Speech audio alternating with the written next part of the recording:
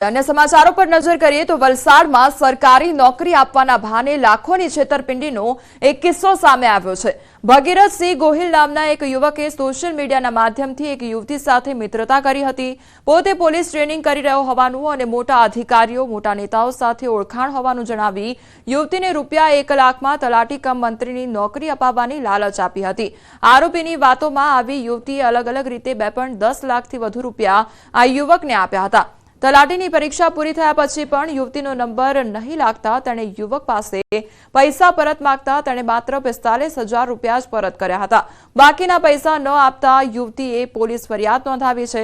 પોલીસે આરોપી યુવકની ધરપકડ કરી તેના વિરુદ્ધ કાયદેસરની કાર્યવાહી હાથ ધરી છે। યુવકે અગાઉ કેટલા લોકો સાથે આવી રીતે છેતરપિંડી આચરી છે તે અંગે પણ પોલીસે વધુ તપાસ હાથ ધરી છે। आणंद महानगरपालिकाना संचालित रूपापुरा પાંજરાપોળમાંથી 52 પશુની ચોરી કરનાર પોલીસ સકંજામાં આવી ગયા છે। આણંદ ટાઉન પોલીસે 6 જેટલા આરોપીને ઝડપી પાડ્યા છે। સીસીટીવી ફૂટેજના આધારે 35 પશુ રિકવર કરવામાં આવ્યા। આરોપી સુજય પટેલ આણંદ મહાનગરપાલિકામાં ઢોર પકડવાની કામગીરી કરતો હોવાનું સામે આવ્યું।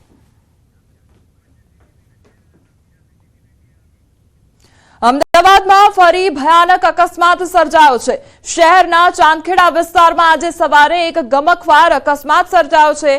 અમદાવાદના ચાંદખેડા એએમટીએસ બસ સ્ટેન્ડ પાસે એક બસ ઊભી હતી જ્યાં એક એસયુવી કાર પાછળથી ઘૂસી આવી હતી જેના કારણે કારનો કચ્ચર ઘાણ નીકળી ગયો છે। આ ગોઝારા અકસ્માતમાં એક વ્યક્તિનું મોત નીપજ્યું છે।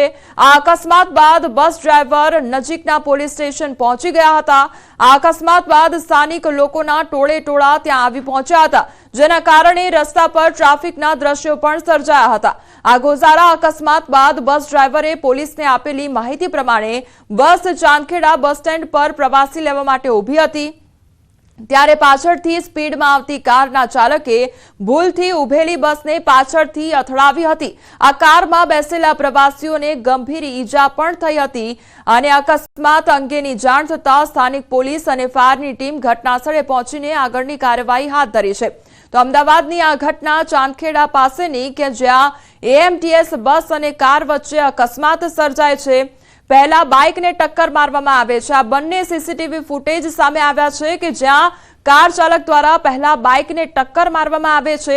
आ पहलाना ए दृश्यो अने त्यारबाद कार द्वारा बस ने टक्कर मारवामां आवे छे। आ बीजा ए दृश्यो सामे आव्या छे के ज्यां एएमटीएस बस रस्ता पर ऊभी छे अने एकाएक गाड़ी आवे छे अने पूरपाट झड़पे गाड़ी आवे छे अने जे एएमटीएस बस ऊभी राखवामां आवे छे तेनी पाछळ घुसी जाय छे अने एकाएक धड़ाकाभेर अकस्मात सर्जाय छे अने जे गाड़ीमां सवार एक व्यक्ति हतुं तेनुं पण मौत निपजे छे। बीजो इजाग्रस्त छे अने तेने हाल सारवार हेठळ खसेडवामां આવ્યો છે।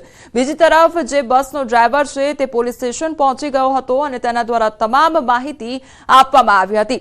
સંવાદદાતા ઋત્વિજ અમારી સાથે જોડાઈ ગયા છે। ઋત્વિજ, આ કાર ચાલકના જે વિડીયો છે તે સામે આવ્યા છે। 2 સીસીટીવી ફૂટેજ કે જ્યાં પહેલા બાઇકને ટક્કર મારવામાં આવી અને ત્યારબાદ બસને શું અપડેટ તેને લઈને? जी बात करिए तो जे प्रकारे एक सीसीटीवी सौप्रथम सामे आव्या हता तेमां आज कार चालक छे तेणे कोई बाइक चालक ने टक्कर मारी होवानुं जाणवा मळ्युं हतुं अने सीसीटीवी ની અંદર પણ આ ઘટના કેદ થઈ હતી ને ત્યારબાદ તે પૂરપાટ ઝડપે જઈ રહ્યો હતો। તેણે પોતાની સ્પીડ છે તે પણ વધારી હોવાનું જાણવા મળ્યું હતું અને આગળ આવીને જ્યારે એએમટીએસ બસ સ્ટેન્ડ હતું ચાંદખેડા ગામનું ત્યાં એએમટીએસ બસ ઊભી હતી અને જ્યારે પેસેન્જરો એએમટીએસ બસમાં ચડી રહ્યા હતા તે દરમિયાન અચાનક જ ત્યાં આ એએમટીએસ બસ સાથે ધડાકાભેર આ કાર ટકરાઈ હતી અને તેમાં આ બનાવ બન્યો હતો। ખૂબ જ સ્પીડમાં હોવાનું સીસીટીવીમાં પણ સ્પષ્ટપણે જોઈ શકાય છે અને જે કારની હાલત છે તેના પરથી પણ સ્પષ્ટપણે અંદાજ લગાવી શકાય છે કે આ કાર કેટલી સ્પીડમાં હોઈ શકે છે। ઋત્વિજ, અહીંયા રફતારનો કહેર જોવા મળી રહ્યો છે। ફૂલ સ્પીડમાં ગાડી હંકારવામાં આવી અને તેના કારણે અકસ્માત સર્જાયો। એક વ્યક્તિએ પોતાનો જીવ ગુમાવ્યો છે એટલે અહીંયા ઝડપની સજા મળી હોય તે પ્રકારની ઘટના સર્જાઈ છે। ઋત્વિજ,